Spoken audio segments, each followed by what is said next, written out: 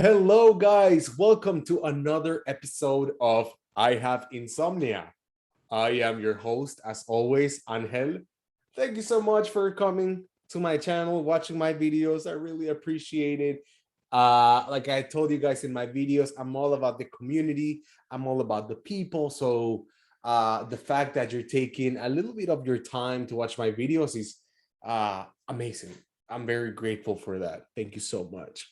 Today, of course, we're gonna talk about designs, right? We always talk about design, but today we're gonna talk about my favorite anime movie of all time in all of history, which is Akira. Let's see if you guys can see it. The glare, like kind of like it's like doesn't allow me to show it. Yeah, here you go, Akira. Here is my 4K Ultra HD copy of Akira. Here's a little like booklet that comes with it. And today we're going to talk about some designs that I made for the Akira 40th anniversary. So, why Akira? Akira is one of those movies that are truly groundbreaking. Now, as you guys might know, manga and anime are quite popular in the United States. Now, I lived in Japan for 5 years, and how do you say? Um, it gave me a different perspective of manga and anime, and it gave me a perspective of why it's so popular in the United States. So this movie came out in 1988, and at that time, usually here in the United States, the perception is changing a little bit. But here in the United States, when we talk about animation, like cartoons and all those things, you people think it's for children. You know what I'm saying? Like, oh, animation, Disney, right? Like Pixar, Mickey Mouse, Looney Tunes is for children. That's a perception that's quite popular in the United States. Whereas in Japan, animation is for everyone. Yeah, you have animation for children, of course, but there's a lot of animation for adults, like Neon Genesis Evangelion, Akira, Bleach, Berserk. You know what I'm saying? And in 1988, this was quite obscure, but when it came to America, it blew people's minds because it's like, whoa, these animation can be for adults as well. And not only that, but um, if I remember correctly, everything was hand drawn. Like in this movie, everything was hand drawn, and the animation of Akira, the style, the setting, the aesthetic is just absolutely mind blowing. Like it's just beautiful. This movie was made almost 40 years ago, and it's just absolutely stunning. More stunning than any Pixar movie that I've watched, honestly. Akira is king. And I'm building a portfolio because I'm applying for a design school that I want to enter, right? And I recently watched Akira, and I'm like, I have to design something for Akira, right?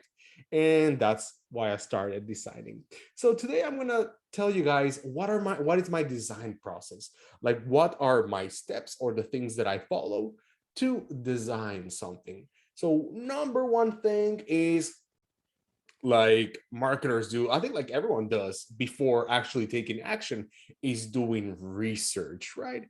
So like I told you guys in yesterday's episode, let me show you here real quick.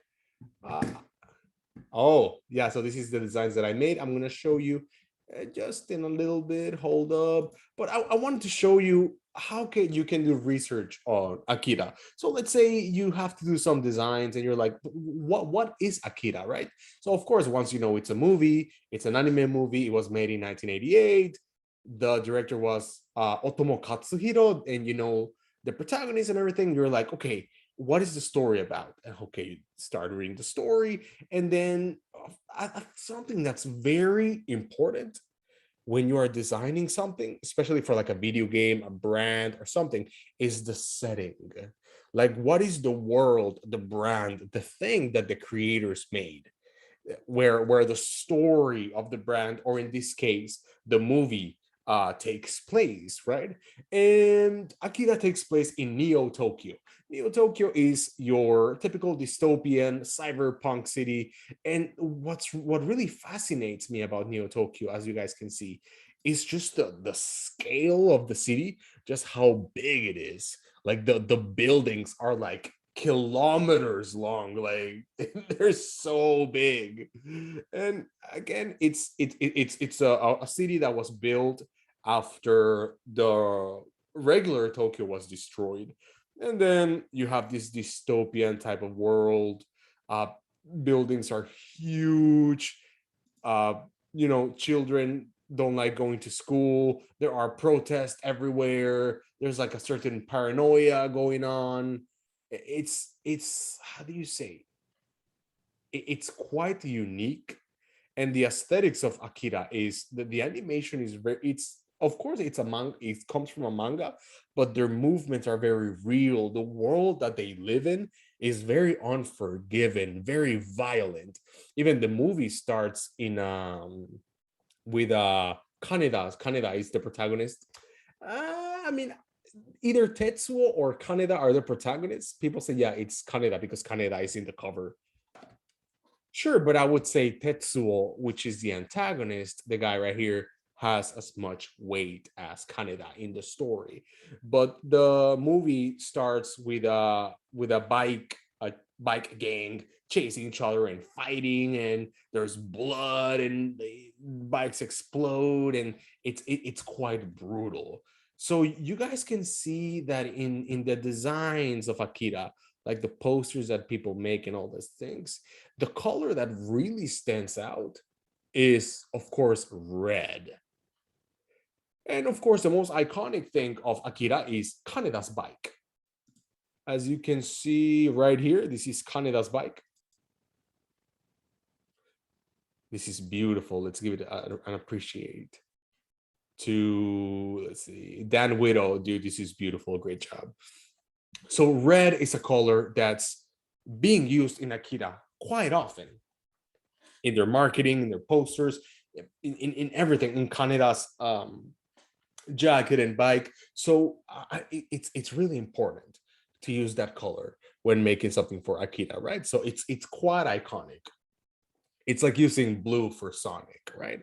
So I started doing my research. Okay, what's the aesthetic of Akira? What is the story? What is the world that the characters live in? So again, research, and of course, watch the movie. That is something that is really important, right? If you're gonna do marketing for a movie or for a product, you should try the product. You should use it. You should have that experience, right? And which goes to my second point, which is the feel. When we design something, we have to make sure that it captures the spirit, the essence of whatever it is we're designing for. If it's the movie, we have to capture the essence of the movie. If we're making shoes for Nike, right, we have to make sure that it captures the company's ethos, the company's philosophy, right? And of course, we have Akira, we have Red. It's dystopian, it's aggressive. Characters come from a very tough place in society. There's a protest and many bad things going on in Neo Tokyo. It's a cyberpunk dystopian future. These are things to take into consideration. So when we design something, it's very important to know these things, right? And like I was showing you guys yesterday, let me show you again. Some resources that you can use are, of course, Behance. You can see all these beautiful designs that these amazing designers have made, which can really inspire you to make something, right? For example, this is something typically from Neo Tokyo. You see all the cables or like the connections, like the little like like things going on. Like it's so detailed, right? And of course, Kaneda's bike, which is super iconic, right? And of course, you can use Dribble. They also have some cyberpunk aesthetic. Like, okay, cyberpunk. What is cyberpunk? What does a cyberpunk city look like, right? What does a dystopian future look like? And then you start from there. So my objective for this design which comes to part 3. So number 1 is research. You do your research, you grab all your information, you make your mood boards, you start from there. Number 2 is you get the feel of what it is that you want to design, right? So once you have the feel, the aesthetic, everything like just right there, you got it. Then you put your own twist as a designer, you put your own thing that will make this design that, of course, it's going to respect the source material, but it's going to make this design your own thing, while of course respecting and treating this masterpiece with reverence, because this movie deserves to be treated with respect and reverence. Perfect. So basically, my objective was to show that I can not only design something, which is, of course, something that graphic designers do, but I wanted to show the school that I'm applying in my portfolio, that I can make a cohesive collection of things, like a brand, and then sell them. Because, of course, you know how to design, that's cool, but I think it's important as well, regardless of your area of expertise, regardless if you're a doctor, a lawyer, a teacher, a carpenter, whatever it is that you're doing, it's really, really, really important to know how to sell. Very important. So I thought, what can I do? What can I do? When I was living in Japan, I organized a lot of events, especially for business, like seminars, conferences. And I thought, well, the 40th anniversary of Akira is coming. Why don't I design merchandise for the 40th anniversary of Akira, right? So I just started that train of thought from there, and I'm like, well, if they make this event, let's say in Tokyo, right, in the year 2028, the 40th anniversary, what is it gonna look like? We have to make this event to be appealing to, of course, Japanese readers, local readers, but also foreign readers, people who will travel to Tokyo just to experience this Akira thing, right? So I'm gonna show you guys my designs and the things that I did. Let me see right here. Oh, here you go. So we'll start from here. So my first design, this is a pamphlet, which is supposed to be a map of the exhibition. So imagine you enter the Akira 40th anniversary exhibition, and then you enter, right? And then when you in the entrance, it's like regular Tokyo. There's like paintings that resemble regular Tokyo, and then in the screen, the movie opens up with a big explosion that destroys Tokyo. Excuse me. And I want people to enter the exhibition. In the screen, there's a huge black and white explosion. And all the walls, which are like monitors, and they show Tokyo, there's a big explosion, and then it's like a wasteland, right? And it's all black and white because this is a manga. And I want people to know that this is a manga, right?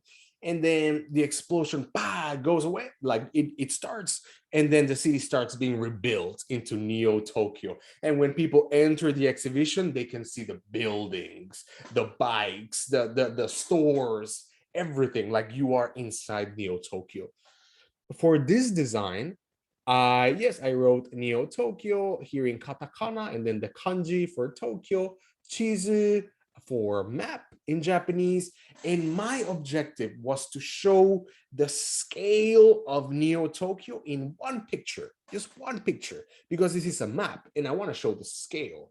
So if you guys can see this image, you can see how small people are while riding the bike, and you can see that the buildings are just like kilometers long, like they're so huge.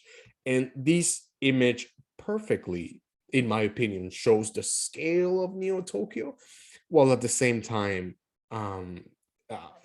like inviting you to open up. Like there's like a perspective that goes into the infinite. It's like it's talking to you like, open me, and then you start opening, and then you have a map of the exhibition.